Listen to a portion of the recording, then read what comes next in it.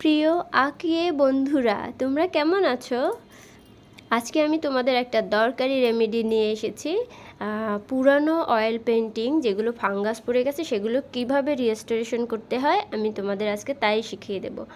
আমি প্রথমে মোনালিসার এই পেন্টিংটা আমি 17 সালে করেছিলাম, তো ফাঙ্গাস পড়ে গেছে। আমি প্রথমে ব্রাশ দিয়ে পরিষ্কার করে নিলাম। তারপরে আমরা একটা পানীয় বানাবো। অর্ধেকটা পরিমাণ লেবু পানি দিলাম, তারপর হোয়াইট ভিনেগার দিলাম 1 চা চামচ, এরপরে যে কোনো রকমের শ্যাম্পু দিলাম 1 চা চামচ। তারপরে খুব ভালো করে এটাকে মিক্স করে আমরা কটন বা কটন সোয়াট দিয়ে একটু একটু করে পুরো পেন্টিংটা ক্লিন করে নেব। আমি সেটা দেখালাম না তোমাদের, কারণ ভিডিও বড় হয়ে যাবে। তো এবারে আমি করছি কি, 1 কোয়া রসুন নিয়ে পুরা পেন্টিংয়ের উপরে ঘষে ঘষে লাগিয়ে দিচ্ছি।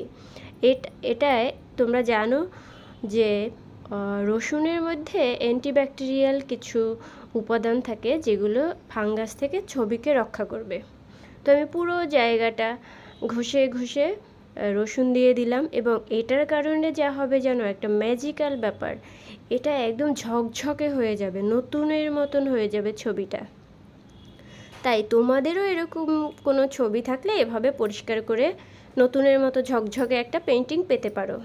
আর তোমাদের কোনো কিছু দরকার হলে আমাকে জানাবে, স্কুলের কোনো টপিক থাকলে আমাকে জানাবে। ভালো থেকো।